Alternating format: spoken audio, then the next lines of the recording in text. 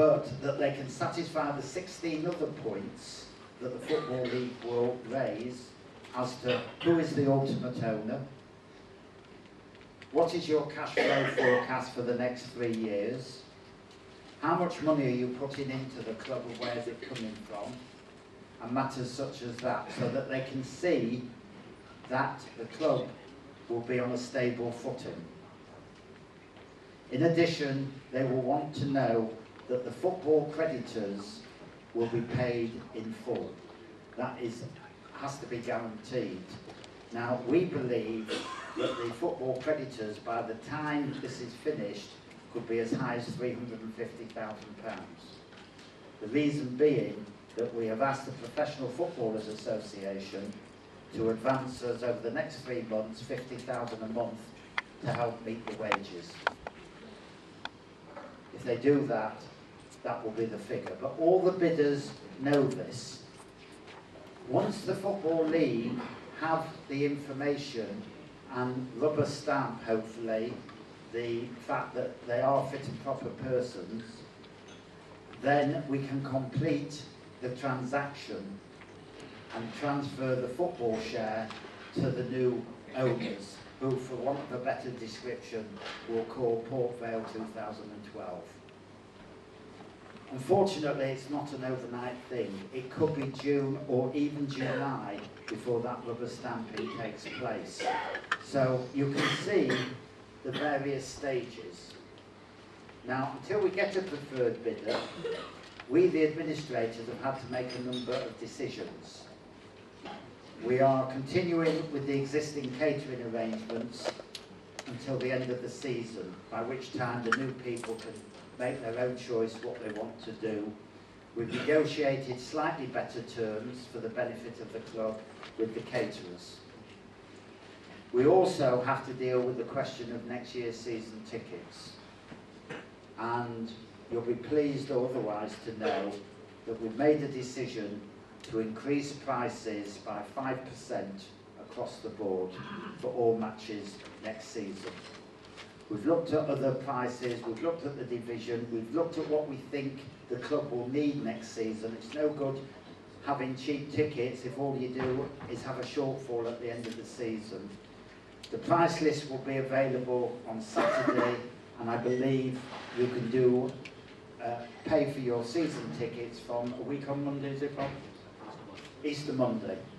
Now, because the club is in administration, all season ticket money from the date of administration onwards will be coming to us and will be placed in a separate account that we have opened called Port Vale 2012 Clients Season Ticket Money on Trust, for want of a better name. It is completely safe. If for any reason, and I've got to say this, not that I think it will happen, there is no bidder or Port Vale go out of business, that money will be returned in its entirety to the people who have paid it. I am personally guaranteeing that to you all. And as I said when I did Bournemouth, that guarantee is as good as Northern Rock. And I got the same result at Bournemouth until I explained that Northern Rock was owned by the government. It is a cast iron guarantee. Your money for next season is safe. Well, it's safe with us. You then get a new owner. If they complete, we pass the money over and we just carry on as normal. So that's what's going to happen on season tickets. I'm hoping that the support I've seen tonight and up to now will continue. I'm hoping that you'll all be with all your friends and family at the last 3 or 4 home matches, that we need to win 1 or 2 just to make our position safe. Also, we budgeted for you all to be there, so if you don't turn up, we're short money again. We'll be coming round knocking on your doors. I want you to buy the t-shirts, and lastly, I want to thank you all for coming. Thank you very much.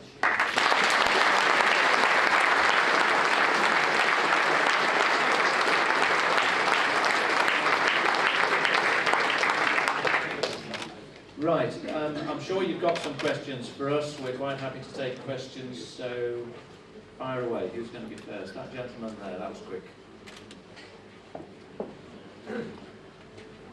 You've just asked us to pay for season tickets next Monday, but you are not prepared to tell us anything about the bids. I think you're asking us to take a leap of faith, and I, for one, wouldn't be unless I knew who the owner was or something about them. I'm very concerned that you talk about doing due diligence on the people that come in, but then you say at the end of it they have to do this test to see if they're a proper fit person. That seems a bit bum about face to me. It should be done beforehand and not afterwards. I think, firstly, you're confusing the diligence we do to the diligence that the Football League will do. That is their procedure, we can't change it. They do their own due diligence when the application goes in. So are you doing due diligence now? We are looking at who the bidders are and that they are men of money that can keep their promises, yes. But you've had no bids? Yes, we have. Oh, right, sorry. Bob said we'd have 3 written bids. Right. And we're expecting a couple more. Before we pick a preferred bidder, we will be as sure as we can in the time allowed that these are proper persons and capable of taking the club forward. Hopefully we get more than one bid, because the reality, the commercial reality is, if you only get one serious bidder, you really want us to turn them down? Can I just add well, do you? If you want the club saved, the first thing to do is save the club. The second thing, dealing with the first part of your comment, we're asking for a leap of faith. Yes, we are asking for a leap of faith. If you want to wait until you find out who the bidder is in April, you've got the whole of April to buy the season ticket at the same price. So you can wait till you find out who it is and then buy it. The price does not go up till May. That's fine. Yeah. Can I just ask another question?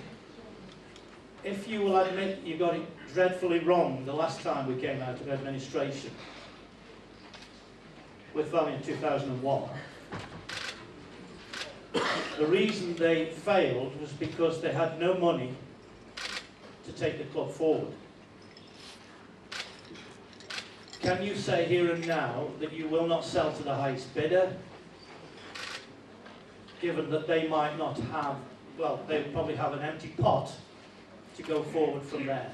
How do you know Surely the bid must include the knowledge that they have the funds to run the club. Can I respond to that? Because obviously Gerald wasn't here last time I was. Yeah. Now, last time I didn't accept the highest bid. That is really exceptional for an administrator not to accept the highest bid. The reason I didn't accept the highest bid was because it was from an Icelandic consortium registered in the British Virgin Islands, and I felt that it was likely that they would close Port Vale Football Club, traded as Stoke Vale from a different football venue in the city, and build houses on this site. The reason that I chose the Valiant 2001 bid was because A, it was the next highest bid, and B, it was a genuine supporters consortium. Now, I hear what you say with regard to they didn't have enough money to run the club thereafter. Clearly, we didn't know that at the time, and in fairness, if you actually look at what's happened over the last 9 years, if they hadn't had to pay very substantial interest charges on loans, if you look at the accounts for Port Vale Football Club, we've never had the opportunity to look at those accounts, I'm afraid. Well, you could if you looked at Companies House, because they have been filed on time. You'll find that all of the loan repayments, both for the original loan and then to Stoke City Council, were paid on time until very recently.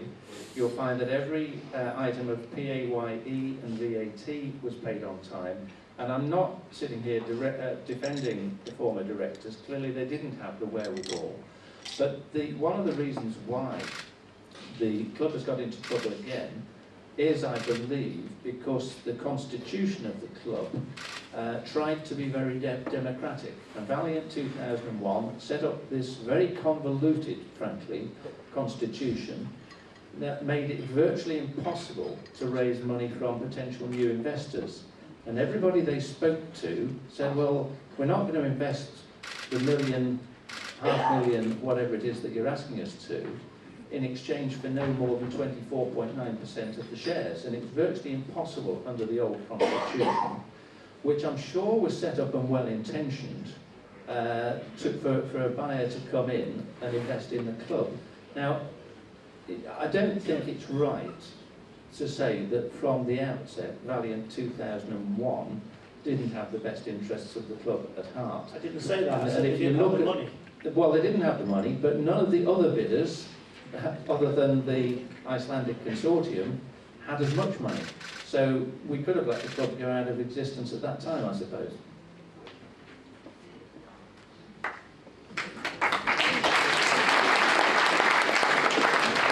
Okay, any more questions? Anyone else?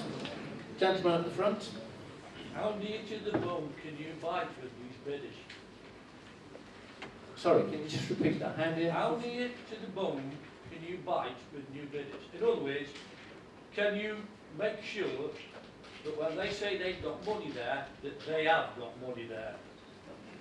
Well, we are going to ask for proof of funding to show that they can afford to buy the club. They have to satisfy the Football League that they are fit and proper persons and that they've got the wherewithal to take it forward. Gerald knows quite a lot more about this, having run a football club, so I'll just pass the rest of this over to him. Firstly, we've told all the bidders that when we pick a preferred bidder, they are giving us a non-refundable deposit. So before we ever get anywhere, we're going to have some money off them. I'm not prepared to say how much, but it's in 5 figures. So it's either 10,000 or 99,000 or somewhere in between. Secondly, they have to produce cash flows for 3 years going forward and show where the money is coming from. Now the problem you have, and we can all say whatever we like, you can produce this cash flow, you can give it to the Football League, but it doesn't mean in year 2 they're going to put the money in. That's the reality of football business. You have to hope you're dealing with proper people. You can check as much as you like, but the owners will do what they think is right by them and the football club, and probably in that order. That is a reality situation. The important thing to me is that in the initial stance, the football club is saved from being wound up and not existing at all and having to reform 4 divisions down. So we will do our utmost, but nothing in football is guaranteed.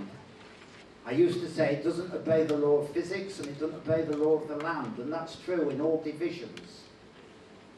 And when football clubs are for sale, you get all sorts of weird and wonderful people coming to look to buy them. I had 22 offers at Bournemouth. 21 of them disappeared when I asked for a cheque. Yeah, you laugh. You would be amazed. We had the East End Mafia come to see me. So, we are going to do our best. Bob lives amongst you in this area. He wants to hold his head up high, that he has done his best by the people of Port Vale. And believe me, he's doing that at the moment. He's putting in all hours, midweek and weekend. But, as in business, there is no guarantee at the end of the day. But rest assured, we will be answerable for what we do, and we are doing our best for you. Gentleman down here. How many of the bidders are Vale fans?